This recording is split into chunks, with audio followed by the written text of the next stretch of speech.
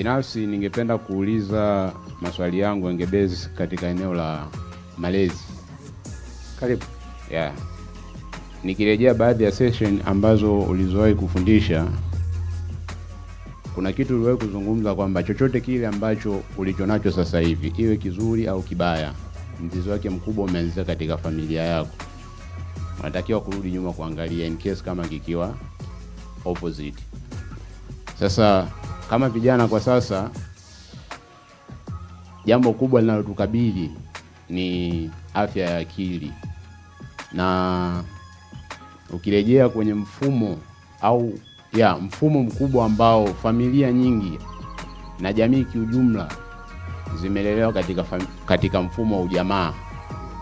Sasa kupitia saikolojia ya malezi kama ulivyo mbobezi wewe, nitaka kuomba kujua kwamba ujamaa umekuwa na impact gani chanya lakini pia na hasi katika kizazi cha sasa. Ni sahihi bro. Ujamaa umetufanya tuwe kama tulivyo, sio kwa ubaya, sababu tunategemeana. Lakini unajua kwa nini ulifeli? Hii concept ya ujamaa ilifeli kwa sababu ubinafsi ni human nature. Yaani wewe ununue gari unafika unalipaki barabarani, mwingine aje kuja tu. Imagine hiyo level iliwashinda wa China wakashindwa. Ni mbinguni tu ndio kanakoweza kufanya hivi.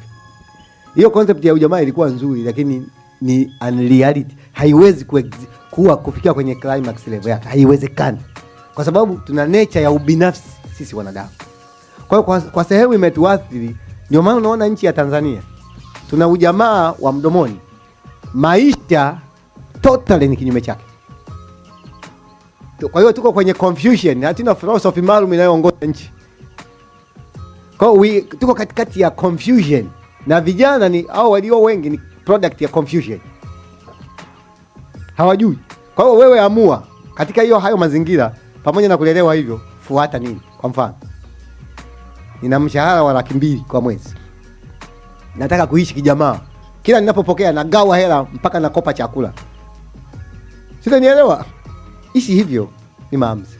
Na mshahara wa 200,000 nikapiga stop, na mtumia mama tu shilingi 20,000 basi. Naziba sikio. Mnitafute baada ya miaka 15. Na nielewa? Yaani ni maamuzi. Kwa sababu huwezi kumfurahisha kila mtu. And that's the truth. Hata ungegawa hela asubuhi watasema ni Freemason huyu anaokota.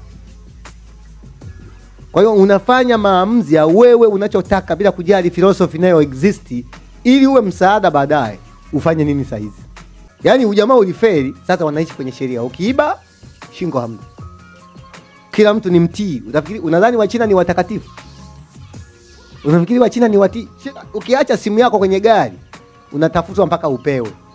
Unadhani ni kwa sababu ni watakatifu? Sheria zinafuatwa. Wanaogopa. Kwa hiyo uoga ukikaa siku nyingi unakutengenezea value. Kwa hiyo wameshakuwa wema kwa sababu ya sheria. Kwa hiyo ni maamuzi tu bro. Wewe amua tu. Bila kujali ni philosophy gani inaendesha familia yenu ama nchi, chagua unachotaka. Kisa tu hujamuumiza mtu. Safi, ndio ushauri wangu. Asante. Na swali la pili pia, kupitia saikolojia ya malezi pia, nadhani miongoni mwa wengi wanaokusikiliza wapo kama mabalozi katika familia na jamii mbalimbali wanazotoka. Ndio. Sasa nilikuwa naomba uweze kuongezea juu ya hiki nitakachokuuliza kwamba kupitia saikolojia ya malezi unawezaje kukuza uwezo wa kijana kujitegemea? Sasa hayo ni ukifundisha wazazi, hapa nitagusia tu vizuri kwa elekeza. Kwa mfano, umezaa mtoto wa kiume na wewe ni binti unaishi naye peke yake.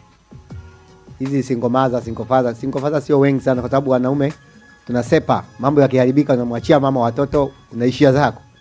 Hatuwezi kukaa na mtoto kama mimi niachie kitoto cha miaka 3 miwili, unanisumbua tu.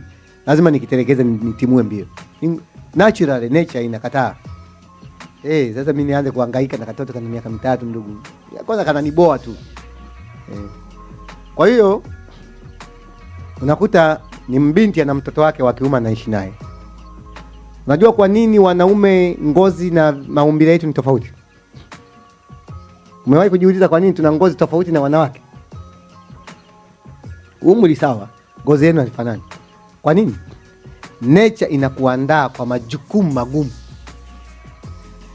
Ukiwa na mtoto wa kiume nyumbani kwako ana miaka kuanzia 9, alafu amekaa tu hivi kila saa yuko hivi, kuna option hizi: tahira ama genius tu.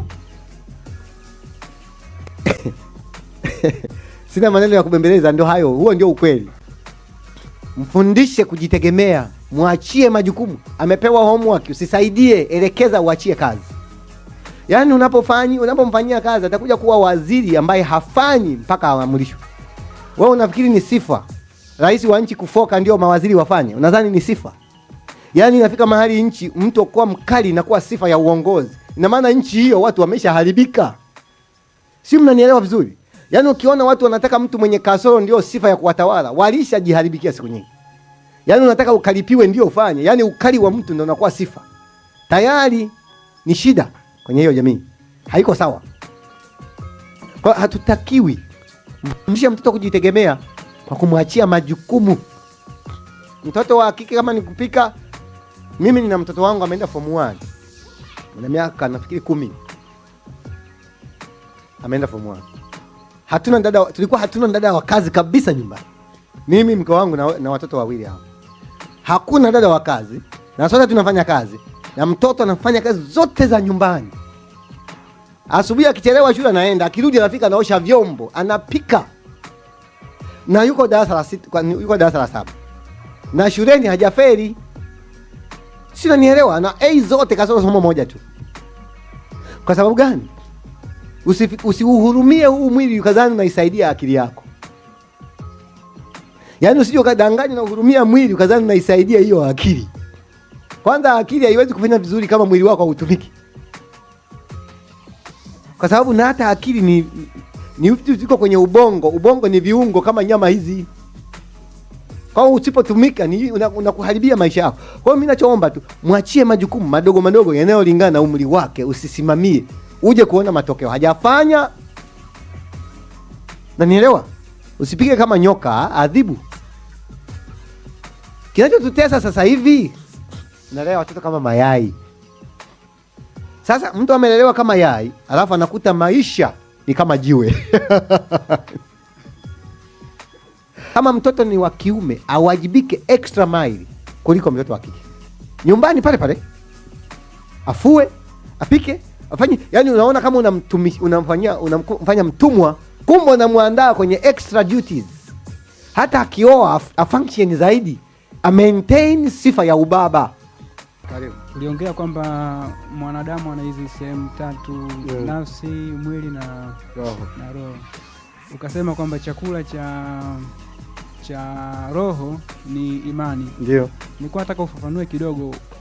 Imani unamaanisha hizi imani za Mungu au imani kama ambavyo unasema unaweza kaamini bwana naweza nikajenga gorofa kama hili nikajenga.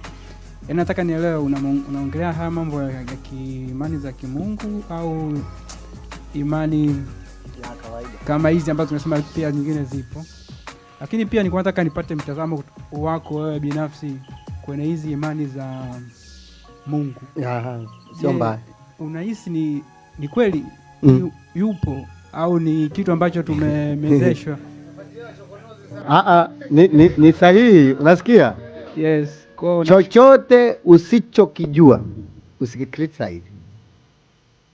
Usikriticize chochote usichojua. Sawa? Mimi ni ushauri wangu kama mtu mzima na akili yangu ndogo lakini inanitosha. Usikriticize kitu usichojua. Ni makosa. Naweza ukasema hakuna Mungu, kumbe yupo. Hilo halituhusu. Mungu yupo kwa sababu ni kifaa cha imani ambacho sio lazima kiwe na analysis ya kuprove.